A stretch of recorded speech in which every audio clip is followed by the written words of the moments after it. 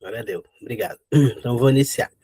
Então, pessoal, bom dia, né? Boa tarde, boa noite, né? O horário que vocês forem assistir essa nossa aula de hoje, né? A aula 3 da disciplina de segurança na indústria. Né? Na aula passada a gente falou da NR10, né? Agora a gente vai falar da NR12 e NR13 na aula de hoje. São NRs grandes, tá? A NR12, ela é bem grande, né? Eu vou ter dentro dela alguns anexos, né? São 12 anexos ali, para cada tipo de ferramenta que vai ser trabalhado. Então, a gente vai ver um geral aqui, né? Dessa questão da NR12, né? Se fica vocês sabendo aí que o específico vai depender da área com que vocês forem trabalhar, com que vocês forem acompanhar. Então, o treinamento de NR12, por exemplo, ele é feito geral, que a gente vai ver aqui, e é feita a parte em cima do anexo, de acordo com o equipamento que a pessoa vai trabalhar. O que que fala essa NR12, né? Ela fala especificamente da segurança do trabalho em máquinas e equipamentos. Né? Aqui, como máquina e equipamento, entra tudo, gente. Entra ferramenta, né? Entra maquinário pequeno, que a gente utiliza em casa, por exemplo, até maquinário industrial. Né? Então, a gente vai ver esse geral, que fala da questão ali de segurança, questão, né, de proteção das máquinas da NR12, a parte específica, né? Aí vocês vão ter que depois pegar, né, ler a NR, que está completa ali na apostila de vocês, né, de acordo com o maquinário específico, né, que vocês vão trabalhar ou no local que vocês estarão atuando ali como técnicos de segurança. Então vamos ver aqui um pouquinho sobre essas regras de segurança de como trabalhar com máquinas e equipamentos, né? A gente vai ver mais geral, né? E a parte mais específica vai ser de acordo com o maquinário que a gente for utilizar. Por que que a CNR12 é tão importante, né, para nós? E por que que ela é tão falada? Ela precisa ser tão estudada. O Brasil, ele é o quarto lugar mundial em acidentes de trabalho fatais, ou seja, que leva à morte, né? E a gente ainda tem os acidentes graves, né? Onde a pessoa vai ficar impossibilitada de trabalhar, né? Por alguma lesão permanente ou uma lesão temporária, né? Que vai gerar aí problemas para a pessoa, para a família, né? Igual uma pessoa que perde, por exemplo, um dedo, né? Um dedo, a gente pensa, ah, mas é só um dedo. Mas faz falta, gente. Mas você perdeu o polegar. O polegar é um dos mais importantes, né? Que a gente precisa dele para poder pegar as coisas. Né? Se você perder o dedo mindinho, você já perde a força da mão, já diminui ali, né? Então, além desses acidentes fatais, nós temos muitos acidentes envolvendo máquinas que têm amputações, principalmente a questão de mão. Né? A parte do corpo mais atingida em acidente de trabalho estatisticamente falando, são os braços, as mãos e os braços, que é o que a gente utiliza para trabalhar.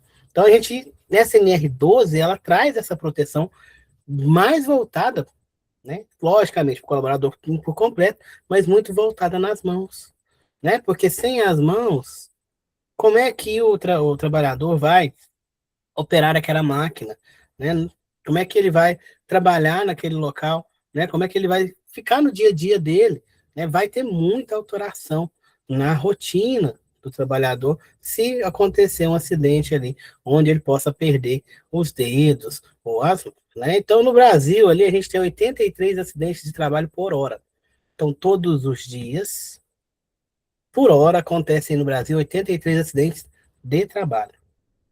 Não é acidente total, não. Acidente de trabalho. Em média, nós temos ali 3,5 mortes diárias por acidente de trabalho. Né? Então, cada dia morre entre 3 e 4 pessoas trabalhando. Né? O trabalho não é para a gente morrer no trabalho, a gente falou disso. Não é somente a questão da saúde mental, saúde física também e questão de segurança. Para isso que a gente existe. Tá? A gente falou nas aulas anteriores ali que a gente, como técnico de segurança, a gente acaba querendo proteger todo mundo, virar aquele super-herói, mas você não é. Para que serve o técnico de segurança? Fazer cumprir as leis de proteção ao colaborador, né? no caso ali, incentivar o uso do EPI, orientar. Infelizmente, a gente não tem tanto poder assim, que vai depender de muita coisa, né? Então, assim, né? Logicamente, você quer salvar todo mundo, você não quer que tenha nenhum acidente, mas você precisa, né, do apoio tanto da gestão, principalmente na parte de recurso financeiro, né, quanto do colaborador. Né? Se a pessoa tiver com a mente fechada e não quiser usar, não quiser fazer, né, você vai tentar, tentar, tentar, vai chegar uma hora que você vai desistir. Né? Aí também tem a questão da gestão. Se o colaborador não se adapta àquela realidade, não quer colaborar com as regras de segurança, então a gestão precisa, né, dar um basta. Né? Fazer, dar alguma advertência, alguma coisa, seguir um processo ali e mandar embora. Porque ali, essa pessoa que é resistente às normas de segurança, à utilização de EPIs, a utilização dos conceitos de segurança, ela não serve para trabalhar naquele local. Além de se colocar em risco, ela coloca outras pessoas também. Né? Continuando aqui com os dados, né, a gente tem 49 mil óbitos em 10 anos ali. Foi medido aí entre 99 e 2009, né? Tiveram 49 mil óbitos por acidente de trabalho no Brasil. Né? E o Brasil, né, nessa época que foi feita esse estudo, né, que foi no censo, gasta 14 bilhões por mês, né, em aposentadorias por acidente de trabalho. Então, assim, né, é um valor alto, né, que, de algo que poderia ser evitado. Né, se tivesse seguido as normas, se tivesse um pouco mais de cuidado. Então, assim, né, a gente não está falando aqui, cara, que o valor é alto. Né? Qual que é o preço do seu braço? Qual que é o preço, né, de você não andar mais ou de você, né, levar ali sequelas durante a sua vida que vão atrapalhar o seu dia a dia? Não tem preço, gente. Não tem preço. Então, assim, qualquer valor que pagar para a pessoa ali é igual uma vida. Quanto que vale a sua vida? Né? A Claudiane falou, não tem preço. Né? Tá doido? Imagina quanto que vale a sua vida, a vida de um ente querido seu. Né, para ele perder ali um serviço, qualquer valor de indenização, gente, não indeniza, não traz a pessoa de volta. Né? Então, assim, a gente tem que trabalhar com a conscientização mesmo dos nossos colaboradores para que eles entendam isso. Né? Logicamente, a empresa quer cumprir norma, vamos ser sinceros, né? Quer cumprir norma e quer evitar ali indenização. Mas para o colaborador, né, ele está ali para trabalhar, para levar o sustento para casa, não para se perder ali, né? Perder membros, machucar, né? Morrer ali no serviço. Né? Então, esses números, a pressão, né, representam aqui a falta de proteção adequada nas máquinas e organização de trabalho. Né? Então, a NR12 vem focando nessa parte, principalmente proteção adequada nos maquinários. Porque tem países, gente, que não tem proteção nenhuma nos maquinários. A gente vê, pega lá na China, por exemplo, lá morreu tira o corpo ali e continua trabalhando. Porque lá só as leis e normas trabalhistas são terríveis. Lá é quase escravidão. Né? Se fosse, né, trazida para a nossa realidade brasileira pela legislação, o mecanismo de trabalho da China seria considerado escravidão. Né? Eles não têm quantidade mínima, máxima de horas para trabalhar por dia, eles não têm segurança nenhuma, não tem uma NR12 que vai ali, né, obrigar as máquinas a ter proteções, né? Tanto que empresas multinacionais, quando tem, né, muito investidor chinês, eles vêm no Brasil ver o maquinário, pega as leis vigentes, eles se assustam. Né? Eles chegam a falar assim, gente, mas o brasileiro então é burro, porque ele está vendo que uma máquina está em rotação, ele não vai pôr a mão lá para poder machucar, mas eu tenho que pôr uma proteção. Isso é a mentalidade deles, que eles pensam só nisso, no consciente. Conscientemente, você tem uma correia ali girando, você não vai meter a mão lá, né? Mas você está trabalhando, você escorrega, você está carregando alguma coisa, você não vê, você bate a mão ali sem querer, sua mão vai embora. Então, essa proteção é para isso. Né? É para casos inesperados. Logicamente, ninguém vai enfiar a mão ali. Mas, Se acontecer algo que faça a pessoa ir para aquele lado ali, vai estar protegido.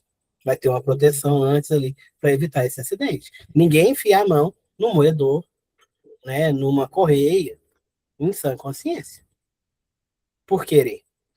Então eu preciso ter essa proteção, que é algo a mais para evitar ali as dilacerações, né, os acidentes de trabalho. Perdão. Então, o que é essa NR12? O objetivo dela, né, são referências técnicas, princípios fundamentais e medidas de proteção voltada para esses maquinários, né? Tanto a máquinas novas, que aí a gente vai ver lá no projeto, né? Pela NR12, as que saem da fábrica hoje em dia já tem que ter essas proteções instaladas, né? E as que são mais antigas, anteriores ali a resoluções, né, a NR12, precisam ser adaptadas, né, da forma possível, né, que tem umas que não dá. O que é fase de utilização, né? A norma cobre todas as etapas do uso da máquina, né? Desde o transporte, montagem, instalação, operação e limpeza, manutenção e inspeção e na hora da desativação. Então, eu tenho todo um procedimento, né, para manter o local organizado, manter ele seguro, isolado, protegido durante toda a sua operação. A norma não se aplica, né, a maquinário movido à força humana ou animal. E também a eletrodomésticos ou peças de museu, né? Como assim, o moinho daqueles antigos, né, que eles usavam para moer milho, que era uma roda que colocava cavalos. NR12 não se aplica, certo? Apesar de ser pouca, ainda existe, tá? Eletrodoméstico em casa, computador, NR12, né, não vai ser aplicado. Uma geladeira, NR12, não vai ser aplicado. Ela é voltada para maquinário industrial e ferramentas, né, para uso industrial também. Uma furadeira, por exemplo, mesmo que eu tenha em casa, ela tem um anexo específico ali na NR12, que eu vou utilizar industrialmente, certo? Uma maquita, né, uma furadeira, eu acho que é o mais simples aí, né? Vai estar tudo na NR12, porque a gente utiliza ela, né, em atividades fora de casa, dentro de casa também, né? Mas eletrodoméstico em si, não. Liquidificador, não tem. Aí, liquidificador industrial, não tem algo específico dentro da NR12 falando do liquidificador industrial, mas fala das máquinas que têm partes rotativas. Então, vai ter, né, algo que você possa fazer. Não está especificado o que, mas tem algo que você pode fazer. Você pode pegar ali, né, e adaptar, por exemplo, um treinamento. Porque já é industrial, já é algo ali, né, que você vai mexer o tempo inteiro, já é algo que você vai utilizar para trabalhar. Peça de museu é a questão ali, né, de quando foi feita essas máquinas. Né, estão ali no museu, então, assim, né, já são antiguidades. Então, não precisa dessa NR12 cobrir ela, porque ela não vai estar em operação. Se tiver, ela é uma peça de observação, não de trabalho, né, mas o que não isenta da questão que a gente vai ver aqui de sinalização durante a operação. Sinalização e isolamento. Três pilares ali da segurança para máquinas, pessoal, né? A gente tem ali, segundo o CIESP, toda segurança em máquinas tem três pilares. O homem por si só não consegue se proteger sem dispositivo de segurança adequado, né? A gente falou, em sã consciência, a pessoa vai colocar a mão em um local, em uma máquina que tem um movimento rotativo. Mas durante a atividade, ela pode se distrair, ela pode errar e pode colocar a mão ali. Então, né? Por isso que o homem não é, por si só, né, capaz de se proteger. Então, precisa de proteções que vão além. EPI, dispositivos, etc. Então, os três pilares são ali. Proteções adequadas, né? Proteções físicas ou fixas, ou móveis que impedem, né, esse acesso à zona de perigo entre máquinas, procedimento de trabalho, né, a gente tem lá, né, instrução de trabalho, passo a passo, né, elaboradas de acordo com o risco daquela máquina naquele local.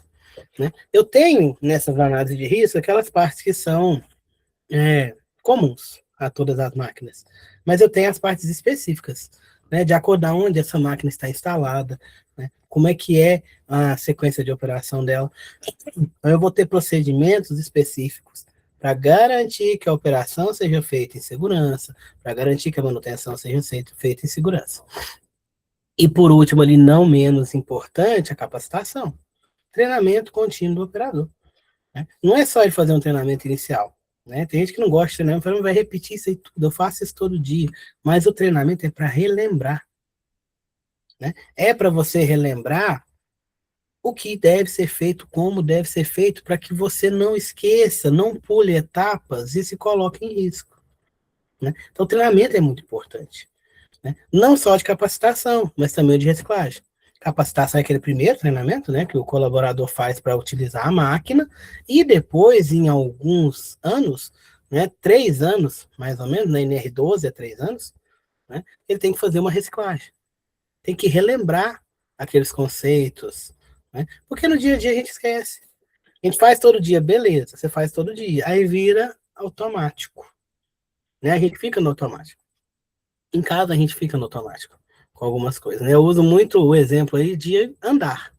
A gente aprendeu a andar ali de 9 meses a 1 ano e pouco. Todo mundo aprendeu a andar. Tem quantos anos que você anda, que você caminha? E mesmo assim ainda tem hora que você tropeça. Mando sim, Claudiana. Eu vou colocar aqui no chat, ela pediu o telefone. Né? Então, mesmo assim, a gente tropeça. Mesmo caminhando aí, né, há 20, 30 anos. Então, assim, não é porque eu faço todo dia que eu nunca vou errar, né? Então, eu preciso de tomar cuidado, de treinar, né? Uma pessoa que se acidenta ali, né? Que, por exemplo, é, teve um acidente, ficou muito tempo parado, porque quebrou a perna. Ela precisa fazer uma fisioterapia, ela precisa reaprender a andar, é treinamento. Né? Então, a gente precisa fazer esses treinamentos, né? Pegar ali e não só capacitar, mas também reciclar. Vamos lá, continuando. A estrutura da NR12, ela está organizada de uma forma para ajudar a gente, né? Então vamos lá. A estrutura dela, ela tem 18 tópicos, né? Que tem ali 198 subitens, é a maior norma que a gente tem, 56 itens de prazo de máquinas novas e usadas e sempre aplicação imediata. Temos 12 anexos. Esses anexos, né, são acordo ali com o maquinário, né? Nós temos 8 áreas técnicas específicas, 3 anexos de apoio e um conteúdo programático. Né?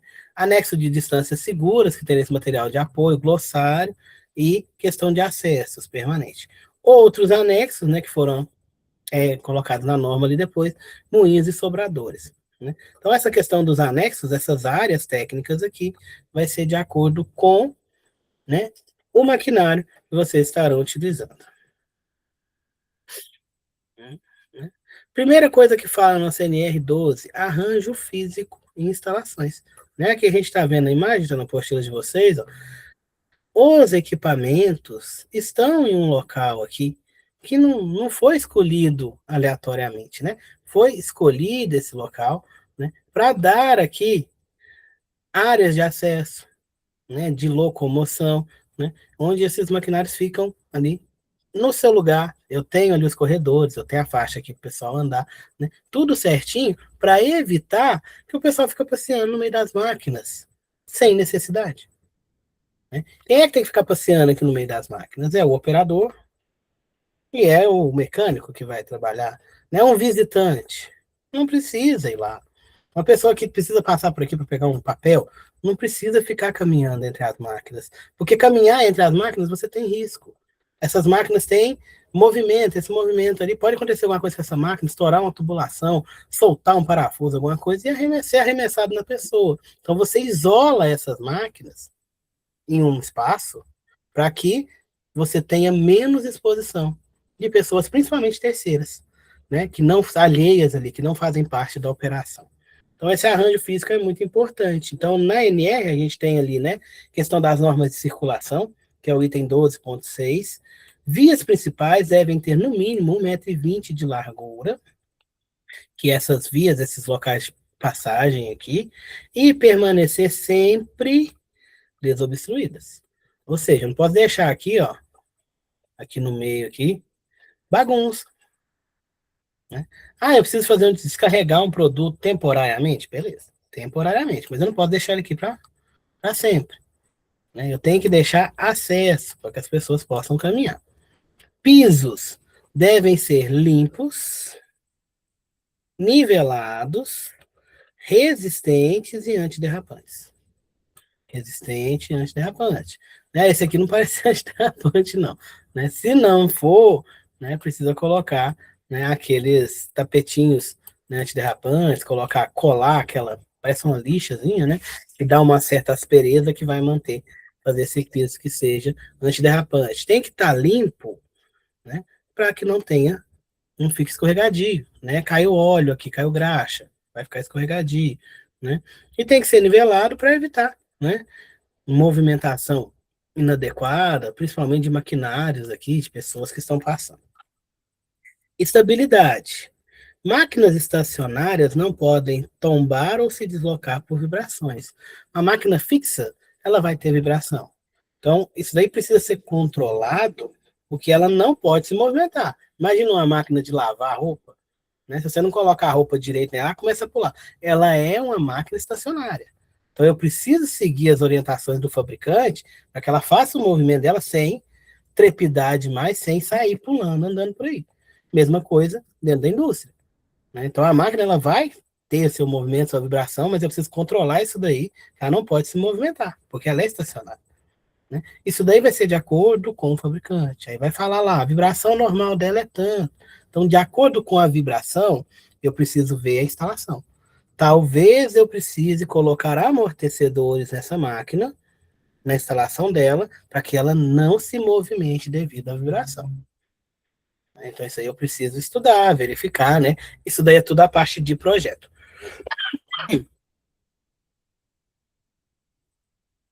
Instalações elétricas nas máquinas, né? A eletricidade é um dos maiores riscos no ambiente industrial, que a gente falou, inclusive da NR10, né? A NR12 exige que as instalações previnam choques, incêndios e explosões, né? Como assim? Regras essenciais. Todas as partes condutoras devem ser aterradas. Então, toda máquina tem que ter um aterramento. Né? Para caso aconteça uma descarga, alguma coisa, tenha como essa corrente elétrica passar e ir embora, né? Sem ficarem na máquina para dar choque nas pessoas.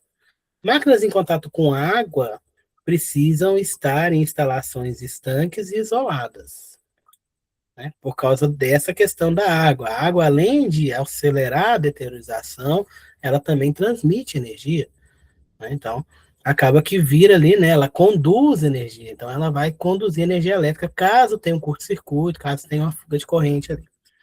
Proibido usar a chave geral como partida ou parada. Ou chaves tipo faca. O que é isso? Esses maquinários, não sei se vocês, né, quem já tem vivência na indústria já viu, né? Quem não viu ainda, eu vou mostrar um painel aqui. Elas têm um botão de partida que não é somente um botão. Ligou, desligou. Né? Não é uma chave geral. Né? Elas terão ali, né, como proteção, mais de um botão para inicializar a máquina. Primeiro você energiza o painel, depois você liga a máquina. Né? No mínimo. Para quê, gente? Para garantir, né, que seja feita a ligação consciente dessa máquina.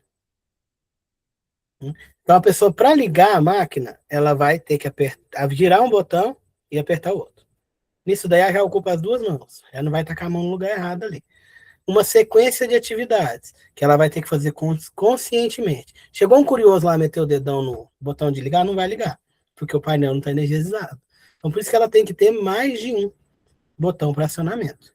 Né? E em conjunto ali vai ser acionado. Eu vou mostrar para vocês umas imagens aqui de máquinas que, para proteger a mão do colaborador, eles colocaram, né, chaves de partida onde ele precisa utilizar as duas mãos ao mesmo tempo para iniciar a máquina. Que aí evita que ele esteja com a mão no lugar errado. Então ele precisa usar as duas mãos para iniciar. Então ele vai apertar os dois botões ao mesmo tempo. Então ali você garante que ele está com as duas mãos ali. Não tem nenhuma mão, né, no local errado ali para ser prensada pela máquina. Essa chave tipo faca é aquela, né, que a gente desce. né, que você puxa ela assim de uma vez. Por que, que ela é proibida? É a mesma coisa, tá, gente? Porque ela energiza de uma vez, né? Para não ter perigo também de ninguém esbarrar, né? Alguma coisa assim. E ligar a máquina sem precisão, né? Sem estar no momento certo, no momento de manutenção. Proibido de partes energizadas expostas, né? Os quadros de energia precisam ter a porta fechada, sinalizada e identificação dos circuitos. Aqui tem um quadrinho de energia mostrando. Não, aqui a questão dos botões que eu falei para vocês. Ó. Aqui eu tenho um quadro, né, de energia. Aqui eu tenho uma chave geral, que é o que energiza o quadro, e aqui eu tenho os botões de acionamento. Esses dois aqui são os botões de acionamento, né? Não está dando para ler ali, painel ligado e o outro eu não consigo ler. Né? Mas aí primeiro eu tenho que girar esse botão e depois apertar esse para que a minha máquina funcione. Se eu só apertar esse, não vai funcionar. Se eu só girar esse, não vai funcionar. Se eu apertar esse e depois girar esse, não vai funcionar também, porque eu tenho uma sequência. Né? Nesse caso aqui seria primeiro esse aqui, depois esse daqui. Observem que tem um botãozinho diferente aqui, ó. Isso daqui, gente, é uma botoeira de emergência. É um botão de parada de emergência, né, caso aconteça alguma coisa, um acidente, né, ou você precise parar a máquina de forma rápida, abrupta, né, e não vai dar tempo de você ficar desligando dois botões. Aí você vem e bate a mão aqui. Né. Esse botão de emergência, ele está no NR12, é um dos itens da NR12 que traz como obrigatório, né, essa botoeira de emergência, esse botão de emergência para casos de acidentes.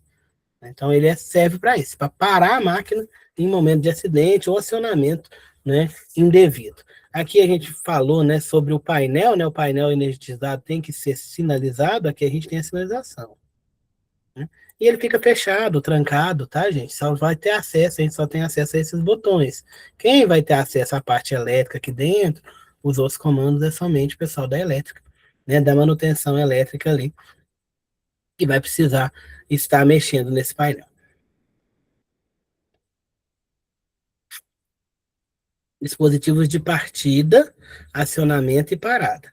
Os controles das máquinas têm que ser projetados para evitar acionamento acidental e garantir que qualquer pessoa possa parar a máquina em momento de emergência. Para ligar são dois botões e tem uma sequência. Para desligar em momento de emergência é só bater a mão naquele botão vermelho lá que ela vai desligar. Certo? Requisitos dos comandos. Não podem estar em zonas perigosas. Devem ser acionados por outra pessoa, além do operador. Não podem ser burlados nem causar riscos adicionais. Então, esses botões de comando têm que ficar num local visível e acessível. Não vou colocar ele dentro da máquina. Não vou colocar ele do lado onde é que está rodando a máquina. Né? Ele vai ficar num local um pouco mais distante, mais acessível, para ser utilizado em momento de emergência. Comando bimanual, que eu falei para vocês, né? Exige que o operador utilize ambas as mãos simultaneamente, mantendo essas mãos fora do perigo. Ó. Aqui na apostila de vocês tem a imagem. Aqui, se ele não apertar os dois botões ao mesmo tempo, a máquina não funciona. Né? Então, garante que ele está com a mãozinha no lugar certo. Existe esse tipo, existe um tipo painel também. Aqui é botão, tem um que é tipo uma botoeira também. Né? Você tem que colocar as duas mãos ali, né? Dependendo do maquinário. É muito usado esse tipo de acionamento, gente, em prensa. Né? A prensa, ela desce, né? Principalmente prensa de plástico, né? Onde coloca o plástico aí para ser derretido e desce uma parte pesada ali em cima de uma parte mais leve, onde eu tenho uma forma, né? Que vai prensar esse plástico, essa borracha, para fazer alguma coisa. Né? É muito pesado e quente. Então, se alguém colocar a mão lá, né, vai, além de espremer a mão da pessoa, vai queimar a mão da pessoa também. Então, para evitar que as mãos estejam ali no momento, porque eles têm que colocar ali, né, o plástico para ser prensado, então, evitar que seja ligada à prensa, enquanto a pessoa está colocando ali o plástico, tem esse acionamento, que aí ela sai da área de risco para poder apertar os dois botões. Essa baixa tensão. Os componentes com interface de operação devem operar até 25 volts em circuito, em corrente alternada, ou 60 volts em corrente contínua, para proteger contra choques elétricos.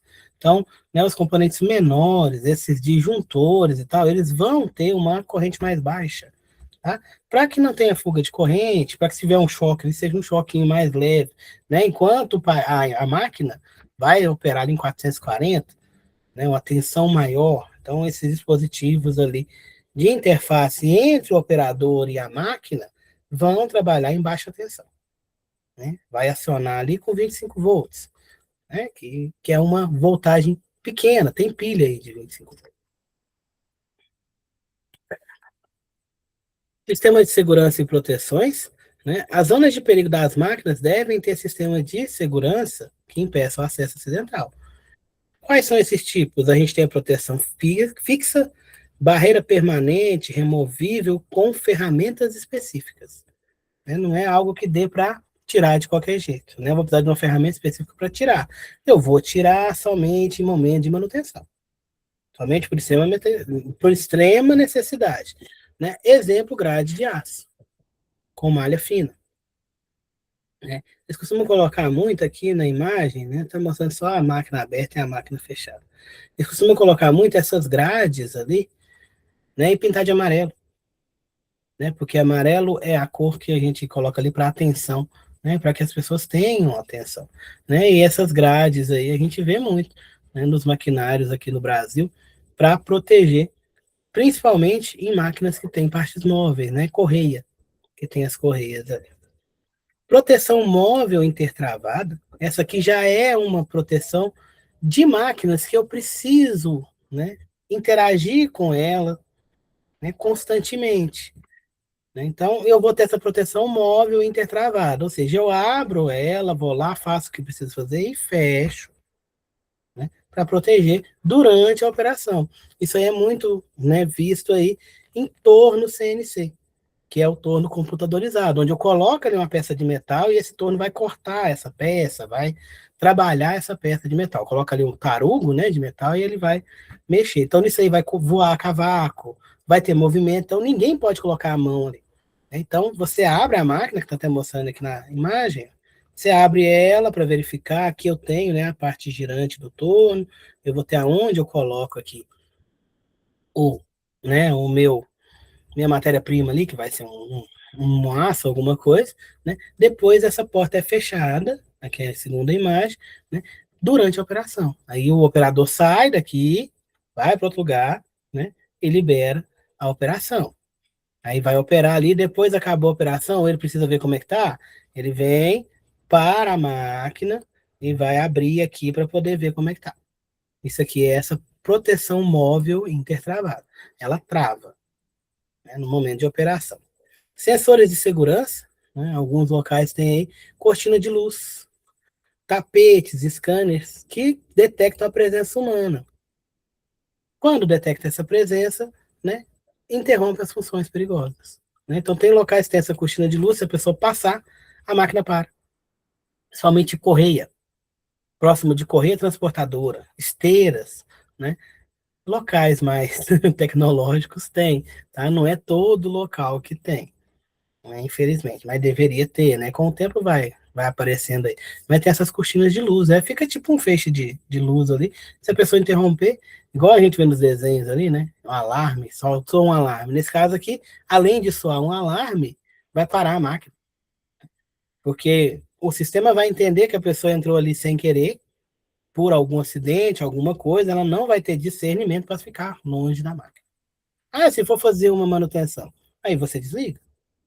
Isolar a área, desliga, faz bloqueio, etiquetagem, etc. Desliga o sensor e o pessoal vai lá e opera, né, para fazer a manutenção. Relés e CLPs de segurança, né, monitoram o funcionamento de dispositivos e impedem falhas que causem perda de função de segurança. Aqui são dispositivos ali, né, de automação, tá? Esses CLPs aqui principalmente, que vão cuidar da máquina, digamos assim, né? São sensores para ver como é que está a máquina, impedindo que as falhas, se tiver alguma falha ali, gere, né, como é que fala?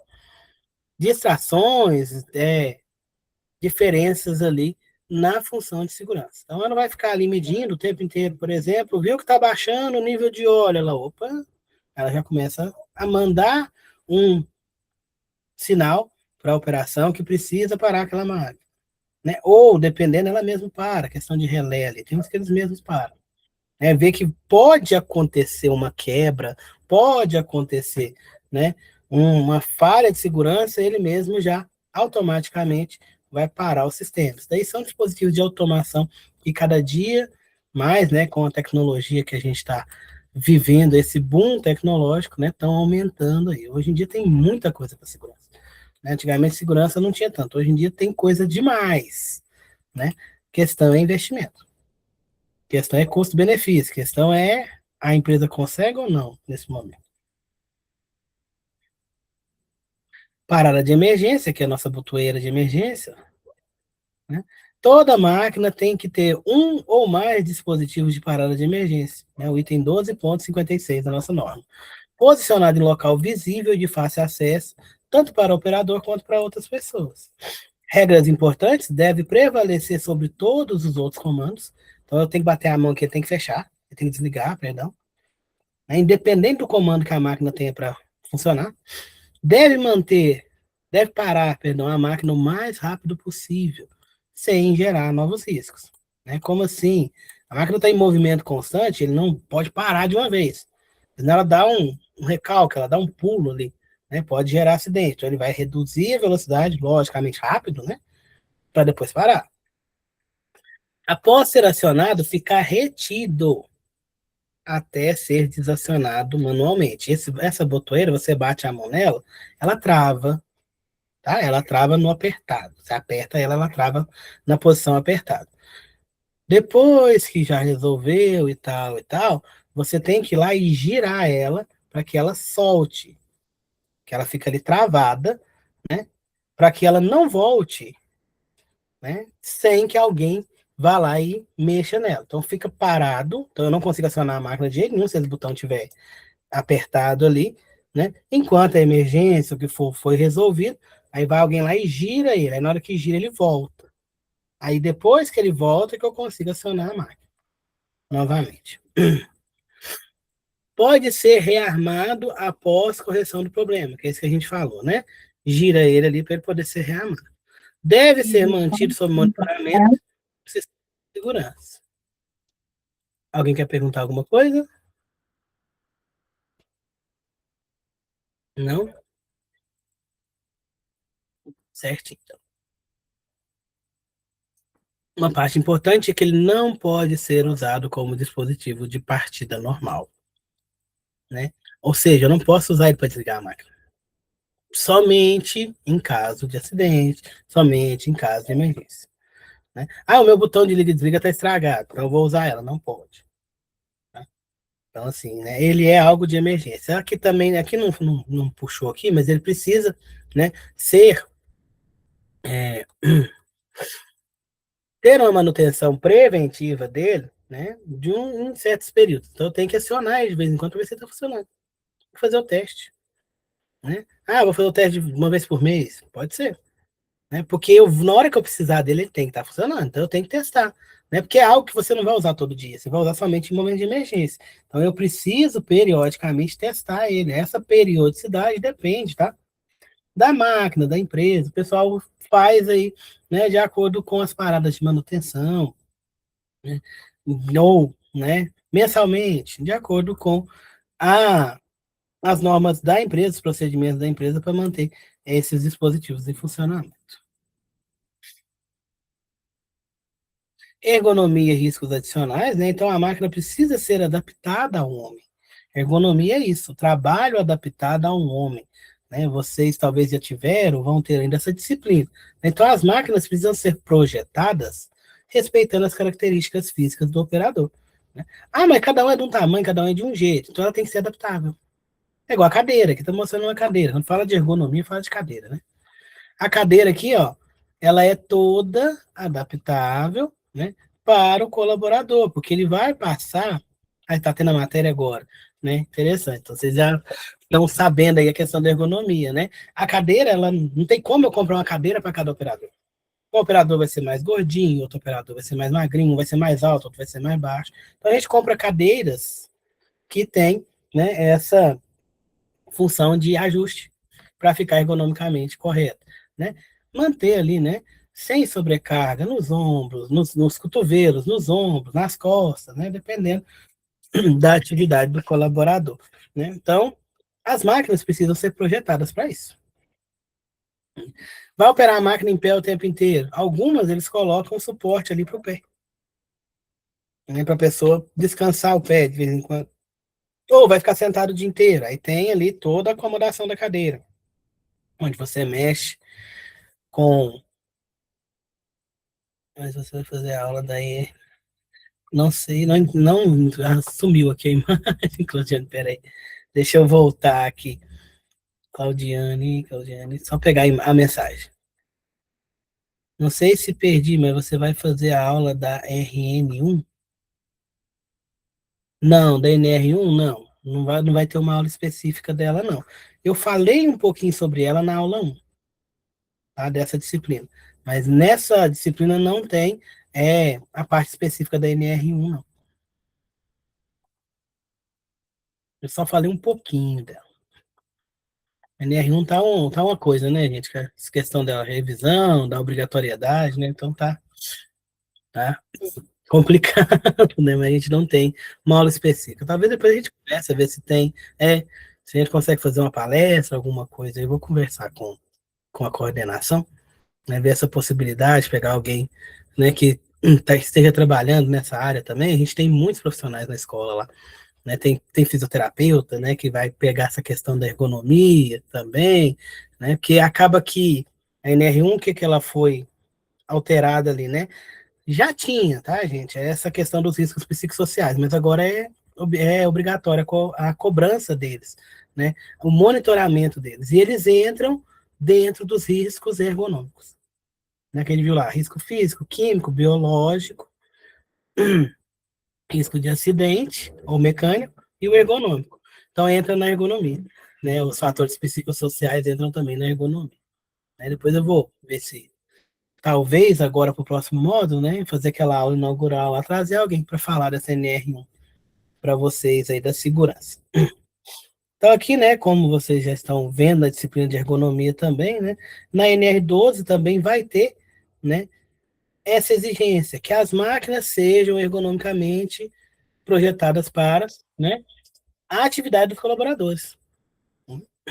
Então, comandos em posições acessíveis e de fácil identificação, assentos ajustáveis, iluminação adequada, ritmo de trabalho compatível com a força física do trabalhador, né? Bocal de abastecimento e no máximo 1,5 m do piso, né? Isso daqui é para máquinas que eu preciso abastecer, para que não fique muito alto, para que o colaborador não precise levantar tanto peso por, né, uma altura muito longa. Então, 1,5 m mais ou menos dá para ele, né, fazer o movimento aqui sem sobrecarregar os ombros, as articulações.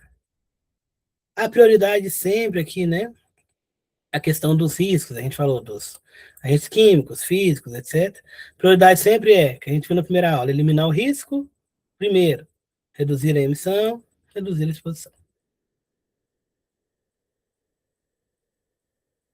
Manutenção, inspeção e bloqueio de segurança. Toda manutenção que eu for fazer em máquina, eu preciso desligar ela, certo? E bloquear. Entre o procedimento de bloqueio e etiquetagem, né? Que é o lockout, tagout, que é em inglês aqui, né? Trancar e etiquetar, identificar, né? É obrigatório, né? Bloqueio e etiquetagem é obrigatório. Eu vou mexer numa máquina, eu preciso desligar ela, tá? E sinalizar. Porque senão vai um lá e liga ela enquanto eu estou fazendo a manutenção. Então, o bloqueio e etiquetagem é isso, tá, gente? Ah, esse cadeado aqui, o que é? A gente tem o cadeado para a máquina e uma forma de garantir que nenhum operador esteja na máquina, nenhum colaborador de manutenção esteja operando, esteja, perdão, interagindo com a máquina no momento que ela for ligada, cada um recebe um cadeado, tá?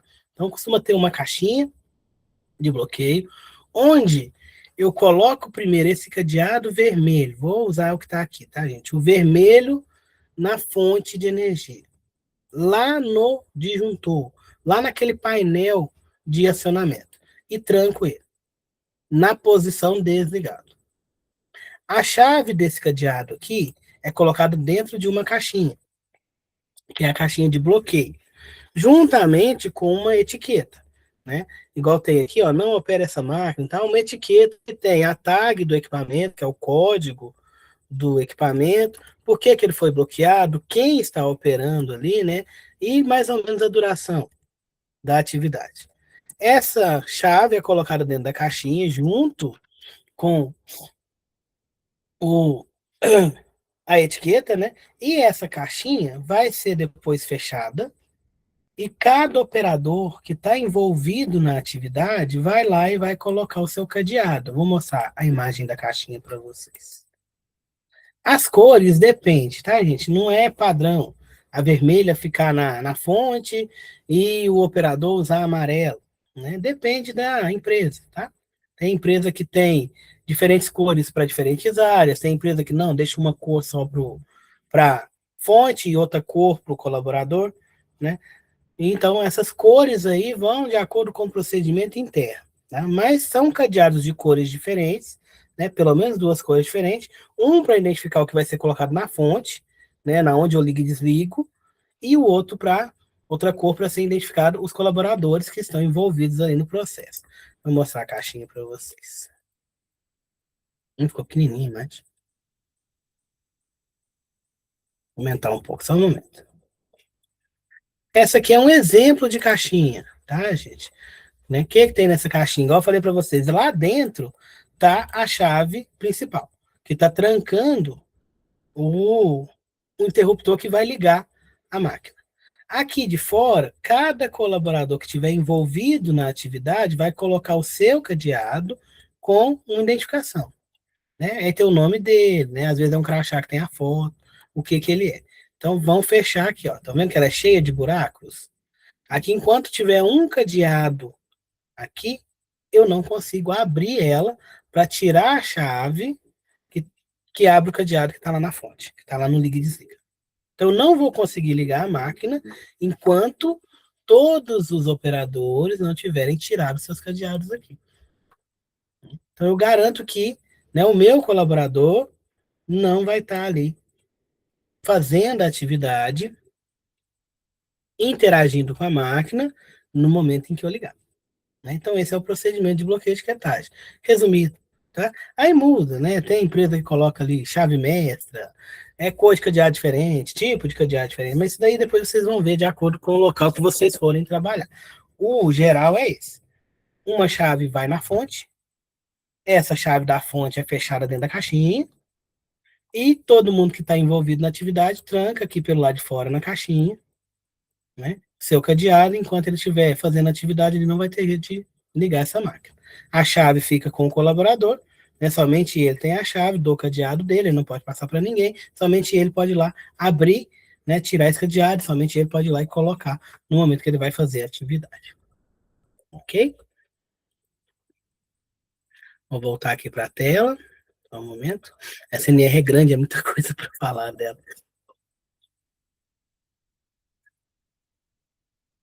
Além, né, do bloqueio e etiquetagem, né, a gente tem ali também os avisos, né, para ser colocado. Verificar a ausência de energia, né, então não é só desligar. Dentro do procedimento de bloqueio e etiquetagem, eu tenho o teste de liga e desliga, o teste de energia zero, vários nomes que eles colocam ali, teste de acionamento, né, etc. Que é o teste que você faz para ver se a máquina realmente foi desligada. Antes de começar a atividade, eu fui lá, etiquetei, bloqueei, guardei tudo na caixinha, tá lá. Antes de começar a atividade, alguém vai tentar acionar a máquina. Vai tentar ligar aqueles botõezinhos ali.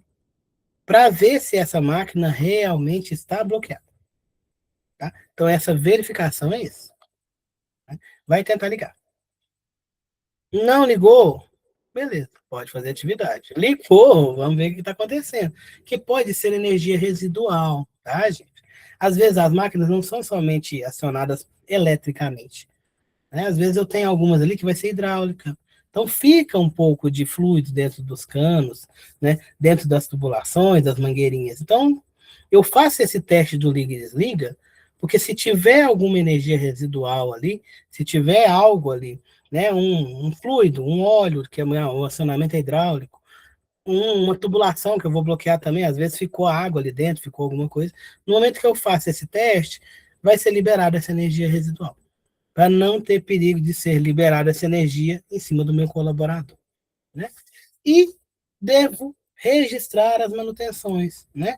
Preciso colocar um sistema ali informatizado, ou num livro, hoje em dia é tudo informatizado, né? Onde eu coloco a data, o serviço, o número da OS, né? A quantidade de peças que eu utilizei, as peças que foram trocadas e as condições de segurança, as observações. Ó, a manutenção foi feita, manutenção preventiva, a máquina está liberada para rodar tranquilamente. Ou a manutenção foi feita, foi a manutenção corretiva, a gente fez um paliativo aqui, né? Indica-se que um mês, no máximo, você tem que trocar essa peça aqui. Então vai colocar tudo aí, ser registrado, né? Para ter um diário ali de tudo que aconteceu com aquela máquina, né? Para você garantir que ela está sendo operada em segurança. Né? Sinalização e manual de instrução, né? Então a gente tem que ter sinalização nessas máquinas ali, superfície quente, partes girantes, né? Sempre sinalizar, né? Para que não hajam ali, né? Interações indevidas com essas máquinas e os manuais, né? Manual de instrução. Manual de instrução tem que estar na língua que a gente fala, em português, né? Com informações também sobre segurança em todas as suas fases do uso. Né? Se o manual estiver perdido, a gente precisa dele ser reconstituído por um profissional habilitado, né? Alguém que entenda mais daquela máquina. Aqui é um exemplo de um manual de operação. Certo? A questão de capacitação dos colaboradores, né? Nenhum trabalhador pode operar ou fazer manutenção em máquinas sem capacitação prévia. Então, eu tenho o conteúdo obrigatório da NR12 ali, que é esses riscos das máquinas, medidas de proteção, procedimentos, etc., né? Tem ali a parte específica dentro do treinamento, que vai ser de acordo com o anexo, de acordo com uma máquina que ele vai operar. Então, a gente tem uma carga horária mínima aqui de 8 horas, né? E deve ser feita durante o, o dia normal de trabalho, né? Ele não pode treinar de noite, eu não sei que paga hora extra para ele não pode treinar no sábado, você não trabalha no sábado, né? Reciclagem é obrigatória, né? Toda vez que tiver alguma modificação nas máquinas, né? Ou quando acabar a validade, costuma ser 3 anos, tá? Não precisa fazer a reciclagem. A reciclagem é 4 horas, a capacitação 8 horas. 8 horas porque essa parte aqui do obrigatório é 2 horas, 3 horas mais ou menos. O restante vai ser específico. Específico dentro da máquina e tem que ter, né? Ali uma interação do colaborador com a máquina. Aqui é um resuminho da aula para vocês, né, da NR12, né, e eu não vou passar agora porque a gente está com o tempo curto, eu ainda preciso passar a NR13 para vocês. Só um momentinho, tá? Eu vou mandar esse slide para vocês também, para que vocês tenham ali, a tutora coloca lá no sistema, e agora a gente vai para outra parte, que é a parte da NR13, para a gente concluir aqui a nossa disciplina. Só trocar de tela, NR13 é menorzinha.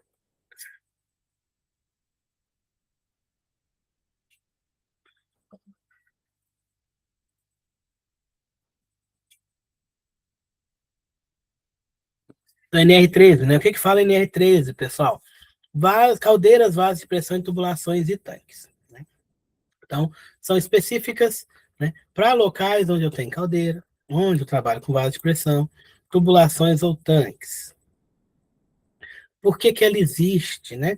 Devido a um grande acidente que aconteceu de uma explosão de uma caldeira em 1905 nos Estados Unidos, que destruiu completamente a fábrica. Aqui é a imagem do antes, essa aqui é a imagem do depois. Né? Esse acidente levou a maioria dos estados americanos a adotar o código ASME, que inspirou as normas de segurança no mundo inteiro, né? Que é, né, uma tipo a nossa BNT, essa ASME, tá? que a gente tem. Então, são as normas e regras de segurança, de fabricação, né, das máquinas para evitar esses acidentes. Explosão de caldeira, gente, destrói tudo que está na frente e causa mortes em massa, né? Igual aqui, ó. Não sobrou ninguém, todo mundo está trabalhando ali. Uma caldeira sob pressão é uma bomba. E caldeira pequena já gera um estrago enorme, porque é algo ali que está sob pressão o tempo inteiro. Então, é uma pressão que está controlada ali dentro, né? Mas se ela escapar, né? Essa explosão é uma explosão, é igual uma bomba mesmo, tá? Então, ela manda, né, tudo para o ar, independente do tamanho. Quanto maior, logicamente, maior vai ser o estrago, né? É igual uma bomba explodindo, né? Que ali você tem muita pressão, então na hora que expande, vai expandindo. Quanto mais pressão eu tiver, quanto maior for a minha caldeira, maior vai ser esse impacto, esse raio de ação que eu tenho ali, né, dessa caldeira. Então, todo lugar que tem caldeira, a gente precisa tratar da NR13. Então, a norma vai ter o que ali? Os requisitos mínimos para a gestão da integridade estrutural dos equipamentos. Caldeiras a vapor, né, que são aquelas que produzem e acumulam vapor sob pressão acima da atmosférica, pressão acima do normal. Vasos de pressão, né, que contém fluido sob pressão interna ou externa, diferente da atmosférica, aqui pode ser maior ou menor. Tubulações ligadas a caldeiras ou vasos, não é tubulação de água, não, tá? Mas uma tubulação ligada a uma caldeira, aí ela já entra, né? E tanques metálicos não enterrados com diâmetro maior de 3 metros e capacidade maior de 20 mil litros. Porque acontece ali, né, pela quantidade de fluido que eu tenho nesse tanque aqui, ele acaba tendo uma pressão lateral, né, na sua estrutura. Então, 20 mil litros é muita coisa, né? Então, tem uma pressão que esse líquido está fazendo, né? Então, ela entra também aqui na NR13, né? Então, eu preciso, né, cuidar da integridade desse tanque, das caldeiras, vasos de pressão, etc. Tipos de caldeira, né? Aqui tem alguns tipos aqui, tem a flamo tubular, né? Onde o fogo passa entre tubos aqui, eu tenho uma capacidade dela de 200 a 30 mil quilogramas por hora. A pressão dela é abaixo de 20 bar.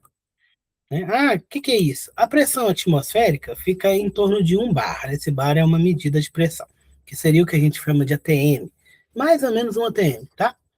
Mais ou menos, tá, gente? Não é igualzinho, não. Um ATM é a pressão normal da atmosfera, que a gente tem, atmosfera terrestre. Então aqui é 20 vezes a pressão atmosférica. Então é uma pressão alta, tá? Mas ainda não é a mais alta de todas. A gente tem a água tubular, né, onde a gente tem água circulando dentro dos tubos, usada para vapor superaquecido em turbinas, né, turbinas ali, né, de geradores de energia, etc., que tem pressão de até 160 bar. Então, 160 vezes a pressão atmosférica. E vazões de 20 a 1.200 toneladas por hora de vapor aqui dentro. Então, assim, é muita pressão dentro dessa estrutura. Então, eu preciso cuidar da integridade física dessa máquina, porque da caldeira, né? Porque se ela explodir, gente, vai virar, né, um cenário de guerra ali, vai acabar com tudo. Aqui eu vou passar, tá, gente? Não dá tempo, depois eu deixo vocês, peço para que vocês dêem uma lida aqui sobre o funcionamento das caldeiras, etc. Vamos para a parte de segurança mesmo, tá? As caldeiras são separadas de acordo com operação e volume, porque eu vou ter norma específica para cada tipo. Categoria A é aquela que tem uma pressão entre 1.960 kPa e volume maior que 100 litros. Essa categoria A é a que apresenta aqui para nós o maior risco, certo? Porque é uma pressão muito alta aqui no gráfico, ó. Categoria A está aqui. Pressão muito alta e um volume alto também. A categoria B, né, que é a segunda aqui, pressão entre 60 e 1.960. E um volume também maior do que 100 litros. respeitando aqui uma regrinha de pressão por volume maior do que 6. Né? Se eu fizer aqui pressão vezes o volume, né, vai dar um valor maior que 6. Então, ela está aqui, a nossa categoria B. A categoria C, né, aqui não está falando, mas é a que oferece menos risco, por isso ela foi retirada aqui, ó, da portaria em 2017. Então, ela não entra aqui na NR13, né, vai entrar na NR13, categoria A e categoria B. Alguns dispositivos de segurança para as caldeiras, né? Toda caldeira tem que ter válvula de segurança que abre automaticamente se a pressão passar de um certo valor, que é a nossa PMTA, que é o valor especificado ali, né, de segurança de pressão. Ah, como assim? Imagina a panela de pressão. A panela de pressão, ela é, né, um vaso de pressão pequeno, né, onde ali você fecha a lacra ela completamente, a água vai fervendo, a comida vai fervendo ali, ela vai aumentando a pressão dentro dela, certo? Então a pressão dela fica alta. Chega um certo momento que essa pressão fica muito alta, né? E se a panela não expulsar vapor ali de dentro, ela vai explodir. Nesse momento, a gente fala, pegou pressão, né? Na verdade, ela já estava sob pressão, tá, gente? Nesse caso, ela atingiu o limite. Aí ela começa a soltar o vapor, começa a rodar aquela válvulazinha escapando o vapor. Porque se eu deixar aquele vapor ali dentro, a pressão vai aumentar, aumentar, aumentar, e essa panela vai explodir. Então, a válvula de segurança é isso. Na panela de pressão, aquela pretinha ali, aquele negocinho que fica em cima, é a válvula de segurança. Atingir uma certa pressão, ela libera o vapor para garantir que a pressão fique dentro do que a panela aguenta. Nas caldeiras também eu vou ter. Então ela vai abrir automaticamente. Não é igual, né, a da panela de pressão, mas o funcionamento é o mesmo. Chegou um certo limite, ela abre, né, e solta esse vapor. Então a gente vai escutar, né, local que tem caldeira, você escuta um assovio, né, que é essa caldeira soltando esse vapor. Né? Quando eu comecei a trabalhar, eu falei, que barulho, que é alto, né? Eu andava junto, perto ali, eu ficava pensando, né? Eu ainda não tinha estudado segurança, eu não entendi ainda não. Então eu ficava perguntando, né, para mim mesmo, mas que barulheiro o tempo inteiro, né? E uma vez um colega me explicou, falou, enquanto ela tá fazendo esse barulho, é que tá tudo bem, né? Se ela não estiver fazendo barulho, você tem que tomar cuidado, você tem que ficar apreensivo, porque o barulho significa que ela tá aliviando a pressão, então tá funcionando direitinho, né? Se não alivia a pressão, aí eu posso ter um problema, eu tenho um aumento de pressão dentro dela, onde ela pode estar explodindo, né? Então a gente, quando vocês estiverem em fábricas aí, escuta esse barulho, né? Tipo um apito, é, se tiver caldeira, a caldeira liberando vapor, né? Por segurança, para que ela não aumente ali a sua pressão lá dentro, acima do que aquela caldeira aguenta. Manômetro, né, indica a pressão, né, que vai ser um dispositivo ali de medição, né, de pressão, controle de nível de água, que evita superaquecimento por falta de água. Né? A caldeira ela está ali sempre aquecendo, então a gente utiliza água para resfriar. Então tem que ter um controle do nível, para garantir que se essa caldeira começar a superaquecer, eu tenha água suficiente para resfriar ela. Né? E sistema de intertravamento, que desliga a caldeira automaticamente em situações de emergência. Então, viu ali, ó, não está funcionando essa parte, não está tendo alívio de pressão, ela pega e desliga automaticamente. A questão da água, né, do controle de nível de água, é uma das maiores causas de explosão nas caldeiras, né, que é quando acontece o sobreaquecimento dela.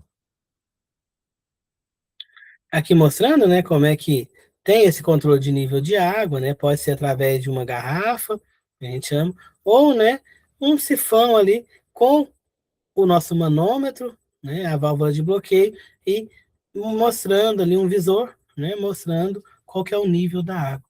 Né, os operadores costumam ficar monitorando isso daqui, passa ali, anota, né, ver como é que está o nível da água. Aqui fala, por exemplo, que recomenda-se testar olhar esse nível a cada turno, de 8 horas, para garantir que, né, esse nível de água não abaixe, né, não fique abaixo do que é esperado, do que está na NR. Risco grave e eminente em caldeiras. O não cumprimento de qualquer item que possa causar acidente é grave e deve ser considerado como risco grave e iminente. Os principais, caldeira sem dispositivo de segurança, ou com o dispositivo de segurança quebrado, né? Tá ali, mas não funciona. Então, operar a caldeira sem válvula de segurança calibrada é um risco grave e iminente. Bloqueio de dispositivos, bloquear a válvula de segurança sem justificativa técnica formal. Ah, vou bloquear ela aqui porque eu preciso testar alguma coisa. Não pode. Não pode. Atraso na inspeção. Eu tenho que entregar um pedido, eu não posso parar a produção. Isso é risco grave iminente. Né? Porque o negócio funciona 24 horas por dia, ela não para, ela está sob pressão o tempo inteiro. Então as paredes dela, gente, vão, né, corroendo, vão perdendo ali a sua força, porque ele expande demais, etc. Então eu tenho que respeitar essa inspeção, que é a única forma de garantir que eu estou operando com segurança. Então, não realizar a inspeção dentro do prazo máximo estabelecido é um risco grave iminente. E operador não qualificado. Né? Caldeira operada por trabalhador sem qualificação, conforme o anexo 1 da NR13, né, aumenta em muito as chances, né, de ocorrer um acidente. Questão das inspeções, né? A inspeção deve ser feita, né, inicial, antes dela entrar em operação, no local definido, inclui ali um exame interno, né? Alguém vai entrar lá dentro, olhar como é que ela está antes dela ser colocada em operação, teste de estanqueidade e exame externo, né? O teste ali, né, de se ela ficar vazia, etc., e exame externo. Depois que ela entrou em operação, dependendo da categoria, eu vou ter um prazo maior ou menor, né, entre essas inspeções. Categoria A e B, mais ou menos a cada 12 meses ou 24 meses, né, de acordo com SPIE. Caldeiras de recuperação, 15 meses, né, que é o tipo de caldeira diferente ali, né, que é aquela que fica ali em stand-by, não opera o tempo inteiro, né, então é a cada 15 meses.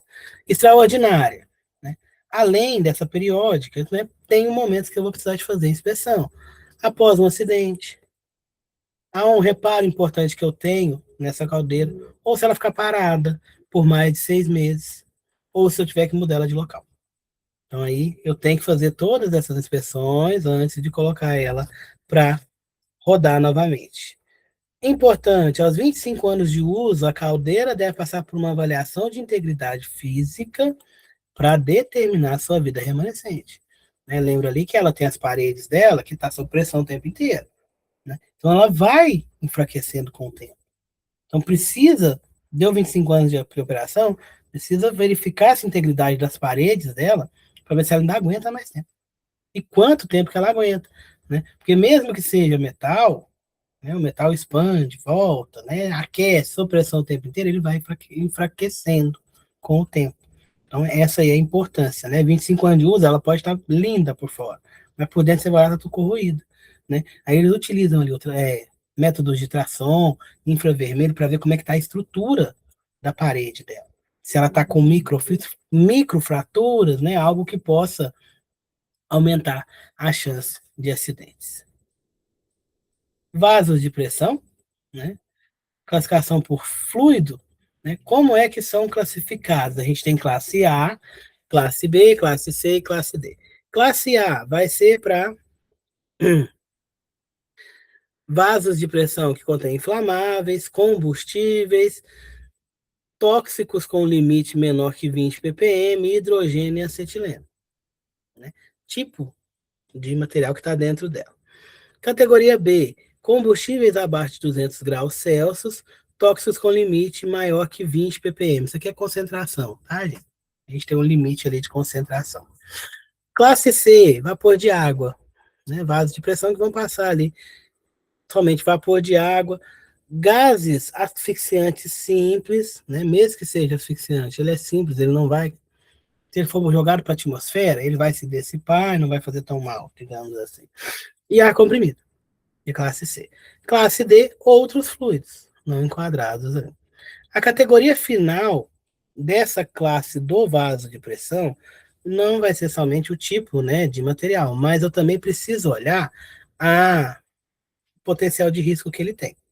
De acordo com o cálculozinho que a gente faz aqui, né, que é pressão vezes volume. Pressão que ele vai suportar vezes o volume de material que está dentro dele. Ok? Grupo 1 é quando eu tenho uma pressão maior ou igual, pressão vezes volume a 100, tá?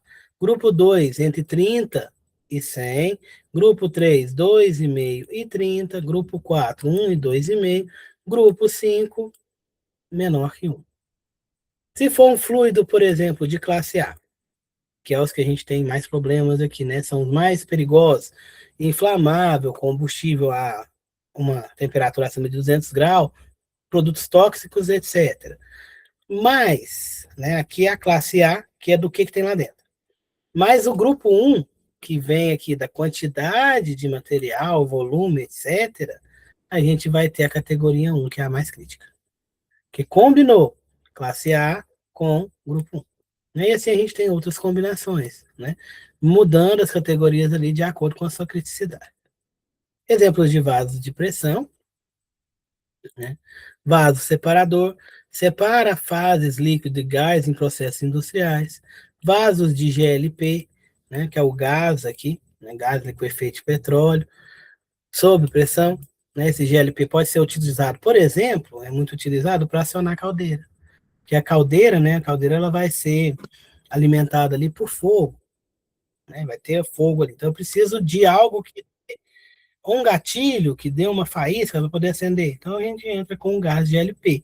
Né? Existem caldeiras que são rodadas somente GLP, tem umas que tem carvão, etc. Tem vários outros materiais ali utilizados. Né? Mas o vaso de GLP, um exemplo aí, é onde armazena esse gás que precisa ser queimado ali para acionar a caldeira. Reservatório de ar comprimido, né? Acumula ar comprimido aqui para sistemas pneumáticos. Né? Alguns equipamentos, algumas máquinas são movidas a ar comprimido. Né? Então, tem esses reservatórios de ar comprimido, né, que vão alimentar ali essas máquinas, esses equipamentos que são, né, ou completamente movidos a ar comprimido, ou tem alguma parte dele aí que tem o ar comprimido. Equipamentos excluídos da NR13, que estão sob pressão também, mas não entram na NR13. Recipientes transportáveis, cilindro de oxigênio, extintor de incêndio, cilindro de acetileno, né, que é utilizado ali na solda, cilindro de gás. Né? Então, eles não estão dentro da NR3. Por que eles não estão dentro da NR3? Por causa desses cálculos aqui, ó. Eles estão sob baixa pressão, considerado, né, consideravelmente, e pequeno volume. Então, esse produto P por V aqui, ó, pressão por volume, vai ficar muito abaixo. Tá? Então, ele não entra na NR13 e ele foi feito para transporte. Tá?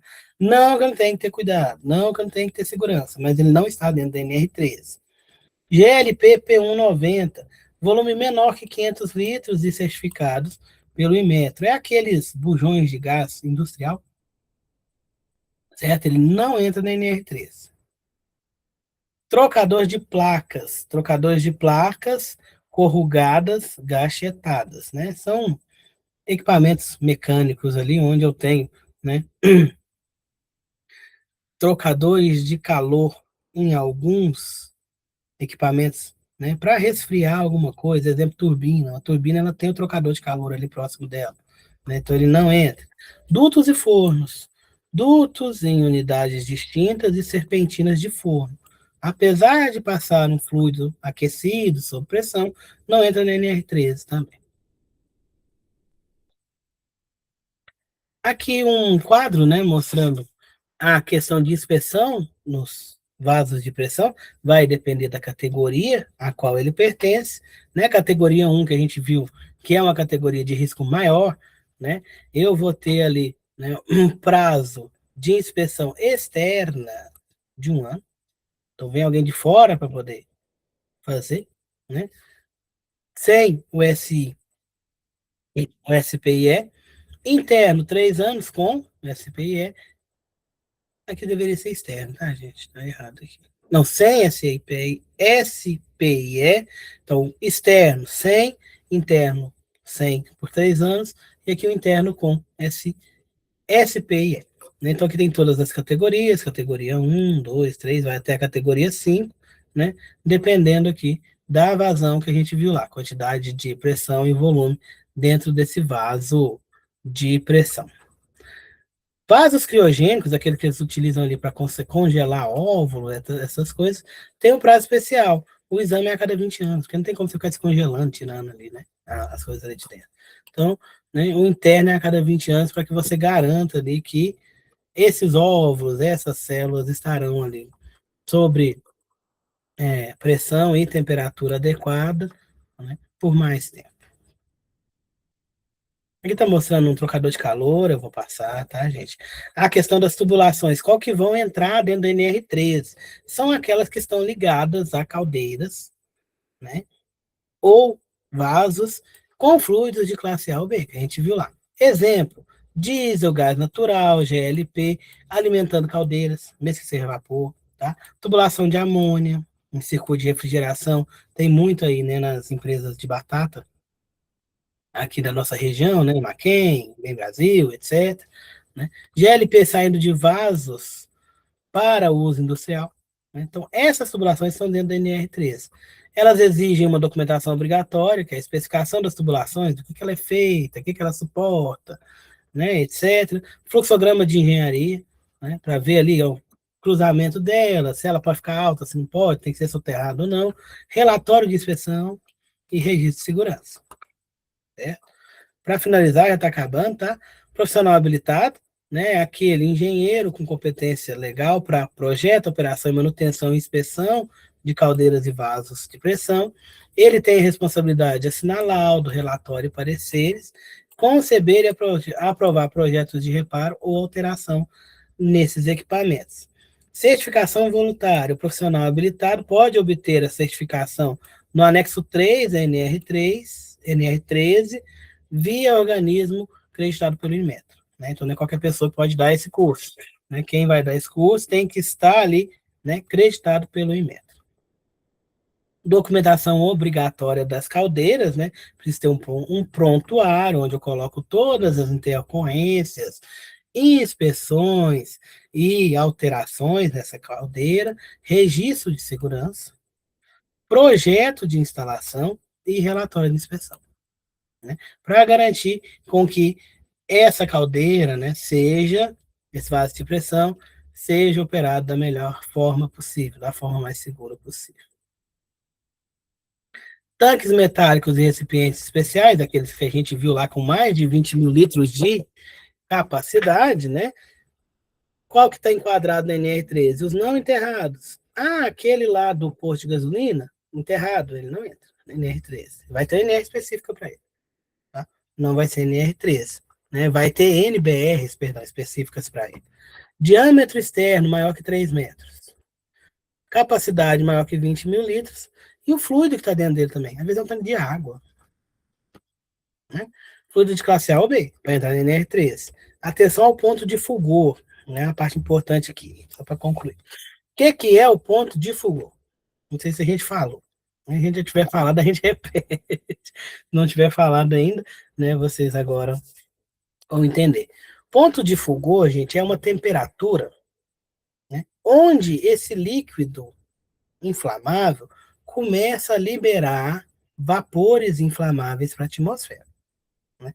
Então, esses vapores, o líquido você controla ali, mais ou menos. Né? Você consegue fechar ele na tubulação e tal. Né? O vapor, ele é mais difícil. Então, existe uma temperatura que cada substância que é inflamável vai começar a liberar esse vapor para a atmosfera.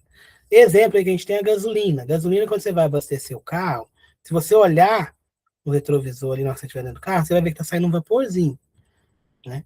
Aquilo ali está indo para a atmosfera. Se eu tiver num ambiente fechado, vai acumular e vai virar, né, uma quase bomba. Se você acender um fósforo, ele vai pegar fogo.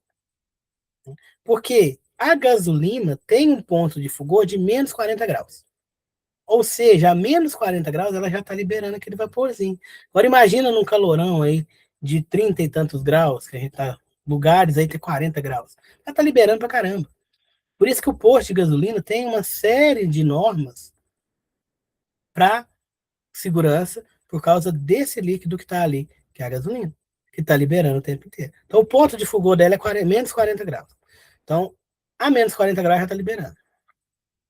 Tem substâncias que o ponto de fulgor é 100 graus, né, 80 graus, 5.000 graus, né, 5.000 não, perdão, 500 graus, 3.000 graus, 5.000 eu exagerei, 3.000 graus mais ou menos. Né? Já tem substâncias que é menor, igual a gasolina. Então, se eu tiver substâncias com ponto de fulgor abaixo ali de 60, eu tenho que ter uma atenção especial. Então, líquidos com ponto de fulgor entre 60 e 93 estão na NR, acima de 93 não se enquadram na NR13, aí já vai ser na NR20. Tá? Já vai ser em outras NRs. Abaixo de 60 aqui também vai estar na NR20, que é a NR específica para líquidos inflamáveis. Então, por que eu tenho que ter atenção a esse ponto de fulgor? Porque além da questão estrutural do meu tanque, eu preciso olhar a questão de temperatura, porque esse vapor vai ocupar um espaço aqui, junto com o líquido, vai aumentar a pressão nas paredes e pode ocasionar vazamentos, que aumenta a chance ali de acidentes. Ok? E eu acho que a gente finaliza por aqui a questão, resumo da aula de hoje. Alguma dúvida, gente?